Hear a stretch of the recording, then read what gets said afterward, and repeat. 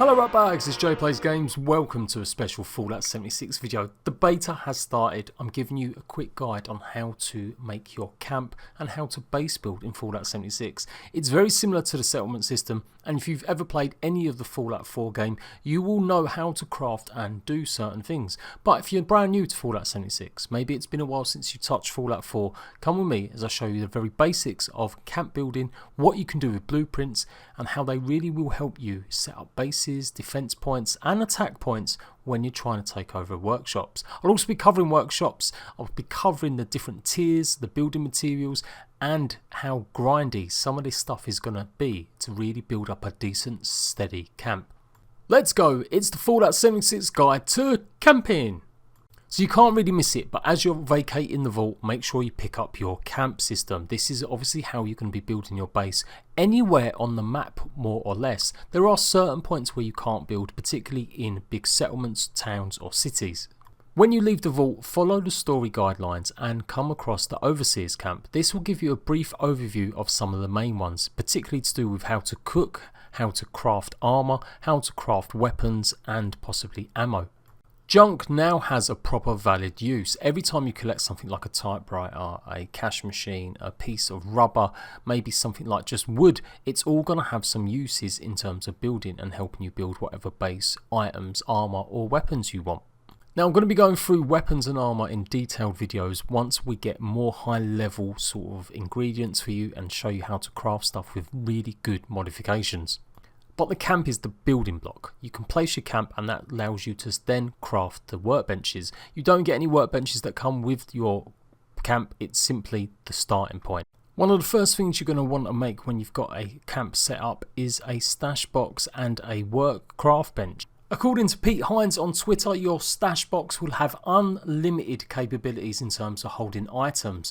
During the stress test, beta and gameplay footage we have seen from YouTubers, many reports list the stash box as only holding 400. As you can see from the gameplay here, it still says 400 in it.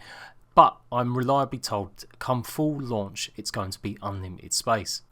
Now your stash box works as a mobile bank anywhere on the server. As long as you see a stash box, you can access your inventory anywhere on the map. That means you can go into stash boxes that are in rocket stations or stash boxes that are even in friendlies' bases. And instead of seeing their items, you'll actually just see your own. No one has access to your stash box other than you. In this way, it really does mean that your items are safe from raiders. You won't have anything raided unless you've somehow gone on adventuring, left your camp up and maybe you've put some items in a chest of drawers or a fridge or something more cosmetic. So clearly one of the biggest items you're going to need straight away. Once you've got your stash box, it doesn't matter how far you get with your building, even if you've only completed half your house, half your base, you can put it all into your stash box, the remaining items, and then just log off and you'll know that your base is secure. That's another aspect. If you don't know already, your camp is safe. When you log off, no one will be able to access your camp because they won't actually be able to see it. If another player builds where your base location is, where you've placed your camp, when you log back in, you'll find that your camp has been booted up into a blueprint. Blueprints are important. Blueprints are a way that you can literally customize and save whatever creations you have so you can put them and deploy them later on. I'm going to cover the blueprints in a while, but let's talk more about the crafting a little bit more. So once you've got your workbench, whatever one it's going to be, if it's going to be an armorer's bench, whether it's going to be the ammunitions tinkerer's bench, whether or not it's going to be a cooking pot, you're going to need them materials. Obviously going out in the world and gathering them is really important. There is a shortage of some of these materials, and so the idea is you're going to have to go far and wide, maybe trade with other players. When you've got a bunch of junk, what you can do is break it down into its core components, and these core components can also be put into bulk versions. So if you've got a load of wood, maybe you've gained a load of metal from scrapping loads of typewriters or whatever it is you find, you can then put all that metal into a bulk bundle. And it just means it's simpler, it's easier, it doesn't hold up as much inventory space if you are utilising anything when running across the country or performing any sort of mission. When you junk items, they're broken down into glass, metal, wood, rubber, you get the idea. So it makes it much more simpler when you're crafting items to know you don't necessarily need 4 specific rubber balls or glass panes. Everything just gets broken down when you junk it. So I implore you, junk all your junk at every single opportunity. There really will be only some rare instances where you'll need something specific from your junk collection. Now your camp, as you can see, also offers other benefits. It's a sleeping point for you. It's a fast travel point too. Once you've put a bedroll down, you have to put the bed yourself down, and you can make other types of beds. But once you do this, you can get the well fed bonus by sleeping, and this obviously gives you a big buff to your health. So you've got your camp, you know about breaking it down, you've gone through the little tutorial after coming out of the Vault 76. Now you're going to think about where you're going to place it. As you can see, the area is quite big, it's quite a large area. It's not the largest area though, and that is the limitations of where you can build from your camp. The camp also has a bar that measures exactly how many items you have in your camp. In fact, this measures the build cost. If you go close to your build cost limit, you won't be able to add any more features, won't be able to add any more walls, any more drawbridges, beds, whatever it is. That is the limit of your camp. You can see it on the right hand side. It clearly shows you exactly that bar at all times when you're crafting and placing items. Your basics are probably going to be something like a little shed or a little house to get yourself a little flat area. It's quite forgiving how you can raise and lower things, although it does take a little bit of work and getting used to snapping it. It's not the most robust system I've seen out of lots of building and survival games. But in terms of customization and appearances, there are so many things to decorate your home with. It really is good for roleplay. Or if you just love having a base filled with absolute rubbish and soot.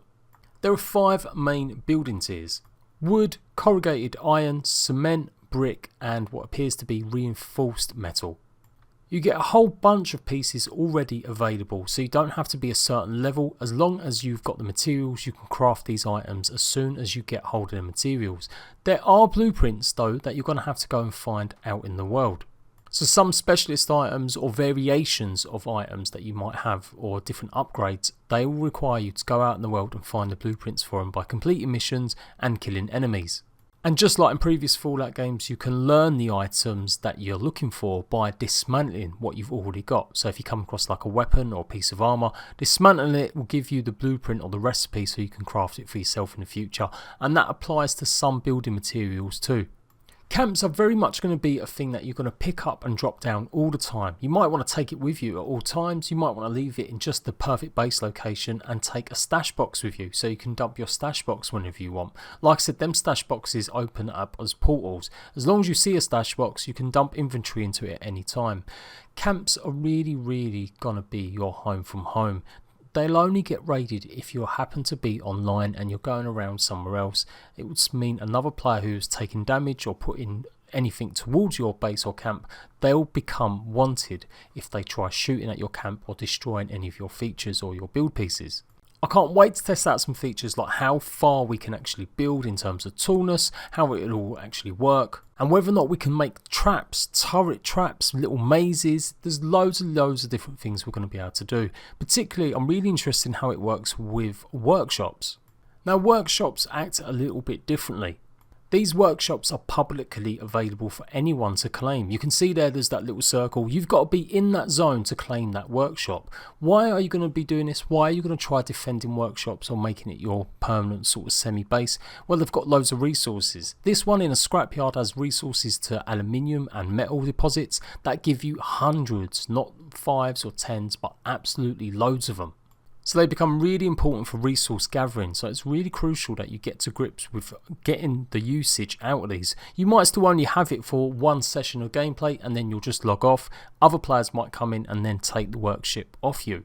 But once you've claimed a workshop, it treats it like your camp in that other players, if they come along and try taking anything from your workshop, if they destroy anything in your workshop within the areas of this whole junkyard, then they may actually trigger the warning that says they're going to become wanted. What this actually does is sets off PvP, so you'll be able to go and do damage to them because you are basically accepting, or they're trying to start PvP with you, and you've got to defend your workshop because they will be able to loot any boxes, any loot around there, or just get hold of some of the resources that you've been protecting. And once they break in, they'll be able to do it as well. So you can see that build area. You can build anywhere around there. I'm going to show you a blueprint system in a second, how you can make a certain build and then place it anywhere else again in the world. But that's what you can do to help defend it. You'll not only be defending these workshops from other players, you're going to be defending it from enemies as well. Once you've claimed a site or a zone, it does mean that zombies or ghouls or enemies nearby will start hoarding around you and start attacking you till you cleared the waves. This comes in the form of different enemies. It just depends where the location is. Sometimes it might be robots, sometimes it might be ghouls. It all fits in with your area. And so you can only really claim the area properly once you've cleared this area out. And that's why you might need to build turrets or defences or have something pre-built that you can place down to help you.